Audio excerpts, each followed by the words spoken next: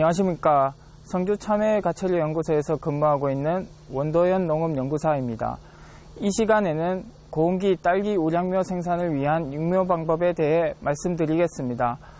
딸기 농사에 있어서 육묘는 90%를 차지한다고 해도 과언이 아닐 만큼 중요합니다.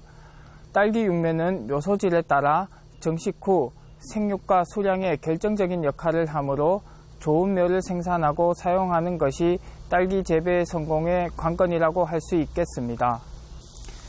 딸기 육묘 방법에 대해 말씀드리겠습니다. 딸기 육묘 방식을 크게 분류하면 자묘를 받는 장소에 따라 노지 육묘와 비가림 육묘로 구분할 수 있습니다. 노지 육묘의 경우 제초 및 병해충 관리가 어렵고 고온 다습한 여름철 탄저병 등의 병해충의 발생이 많아 육묘의 안정성 및 육묘 효율이 많이 떨어집니다. 비가림 육묘는 노지가 아닌 하우스 내에서 육묘하는 모든 방법을 통틀어서 지칭하며 비가림 육묘 내에서 육묘하는 토경 육묘, 고설베드, 포트 육묘 등이 있습니다. 비가림 육묘는 강우로부터의 탄저병 예방을 목적으로 하며 약제 살포 횟수나 탄저병 발생을 노지보다 상당히 낮출 수 있어 건실한 묘를 키우기에 유리합니다. 또한 하우스 내 관수시설이 되어 있으므로 수분 관리와 비배 관리가 매우 용이하며 노지에 비해 짧은 시간에 자묘를 받을 수 있습니다. 비가림 육묘를 할 때 시설 하우스 내부의 온도가 노지에 비해 높기 때문에 육묘 중 고온 장애를 입을 가능성이 많습니다. 이를 방지하기 위해서는 차광망이나 알루미늄 스크린을 설치하여 한낮에 고온을 막아 주어야 합니다. 그리고 고온 환경이기 때문에 흰가루병, 응애 등이 발생하기 쉬워 주기적인 약제 방제가 필요하며 화학 분화가 늦어지지 않게 고온 관리를 하는 것이 중요합니다. 또한 유동팬 및 배기팬을 작동하여 하우스 내부에 과습을 막고 통풍이 잘 되도록 하여야 합니다. 묘를 3장 정도 잎을 남겨 육묘상에서 통풍이 잘 되도록 관리하는 것이 좋은데 이때 묘를 손질 후 반드시 탄저병 등을 방지할 수 있는 살균제를 꼭 살펴하여 주어야 합니다. 손질 과정에서 생긴 상처를 통해 병원균의 감염을 막기 위해서 살균제 살포를 하여야 합니다.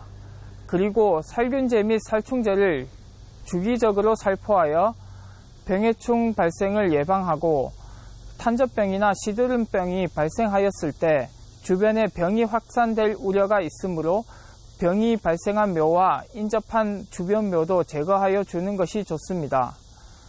최근 들어 이상기후로 인해 여름철 잦은 강우와 늦더위 등으로 인해 탄저병, 시드름병 등의 피해가 많이 발생하고 있습니다. 이러한 이상 환경에 대응하기 위해서는 병해충 관리 및 환경 관리가 유리한 비가림 고설베드 육묘를 권장해 드리고 있습니다.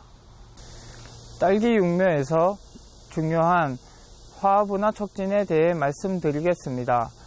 딸기 촉성 재배를 하기 위해서는 생장점이 꽃눈으로 변화하는 화합분화 유도가 중요합니다. 계속해서 잎으로 분화하고 있던 생장점이 잎으로 분화하는 것을 중지하고 꽃으로 분화하는 것을 화분화가 되었다고 합니다.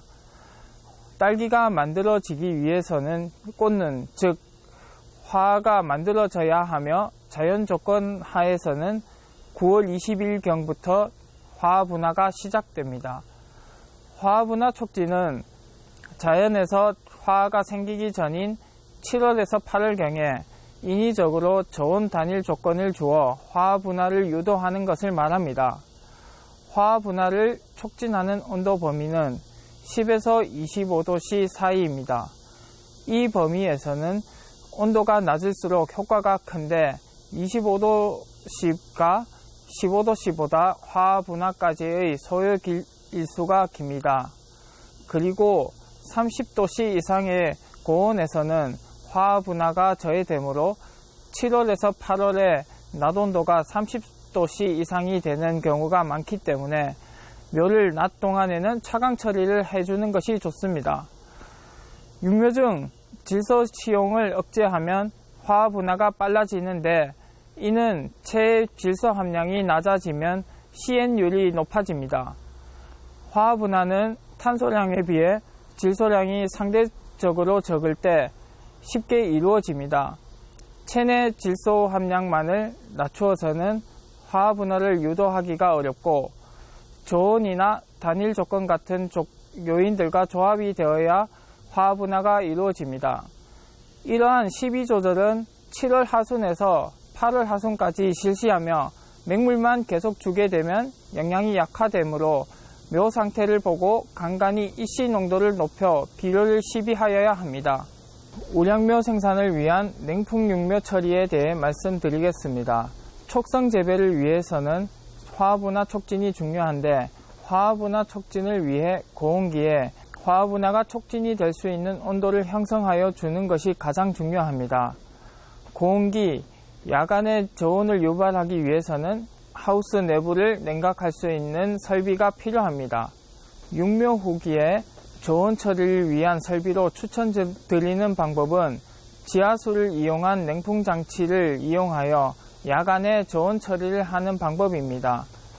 이 냉풍 장치는 지하수의 차가운 온도를 이용하여 열 교환기를 순환시키면서 차가운 공기를 내뿜는 방식입니다. 지하수의 차가운 온도를 이용하는 방법으로 냉각하는데 따로 에너지가 필요하지 않아 경제적으로 사용할 수가 있습니다. 냉풍 장치는 업소용 에어컨과 같이 용량이 큰 장치의 형태도 있고 에어컨 실외기만한 작은 형태도 있습니다. 대용량의 냉풍 장치는 베드 사이사이에 비닐 덕트를 설치하여 하우스 전체를 냉각시키는 방식입니다. 하우스 전체를 냉각시키기 위해서는 냉기를 가두어 줄 수 있는 단열할 수 있는 설비가 설치되어야 효과적으로 냉풍 처리가 가능할 것으로 보입니다. 이 방식은 기존 육묘 하우스보다는 보온 이불이 설치되어 있는 본포에서 육묘하시는 농가에 추천드리는 방식입니다.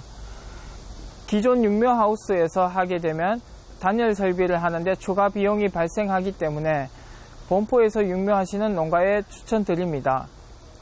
작은 용량의 냉풍 장치를 이용하는 방식은 베드와 베드 사이에 설치를 하여 비닐 덕트를 설치하는 방법과 베드 아래에 냉풍 장치를 설치하여 비닐 덕트를 설치하는 방법이 있습니다. 베드 사이에 설치하는 경우에는 방제 방법 및 묘를 손질하는 작업 시 이동 통로에 방해가 되어 불편을 초래할 수 있습니다. 베드 아래에 냉풍 장치 및 덕트를 설치하는 방법은 베드에 소형 터널을 설치하여 오후 6시 이후 부직포를 덮어 냉풍 장치를 가동하여 주는 방식입니다.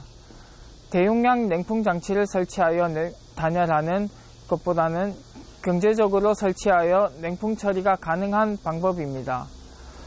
고온기, 야간 냉풍을 처리하였을 때 야간 온도를 0.1에서 3.2도씨 하강 효과가 있었으며 딸기 출래율을 15% 이상 촉진시킬 수 있습니다. 꽃이 피는 시기인 개화기는 20일 이상 촉진시키는 효과가 나타났습니다. 냉풍 장치 설치 시 유의할 점은 지하수가 풍부한 곳에 설치를 하여야 하며 냉풍 장치를 순환하여 지하수를 배출하는 방식이므로 지하수가 많은 양이 필요합니다. 지하수가 풍부하지 않은 곳에 설치를 할 시 딸기 양액 공급을 위한 원수가 부족할 수 있으므로 유의해야 합니다. 지금까지 고온기 딸기 우량묘 생산을 위한 육묘 방법에 대해 살펴보았습니다. 고온기 환경관리 및 병해충 관리를 잘 하셔서 올 한 해 딸기 농사 풍년이 되길 기원합니다. 이 육묘 방법에 대해 궁금한 사항이 있으시면 성주 참외 가채류 연구소로 문의 주시기 바랍니다. 감사합니다.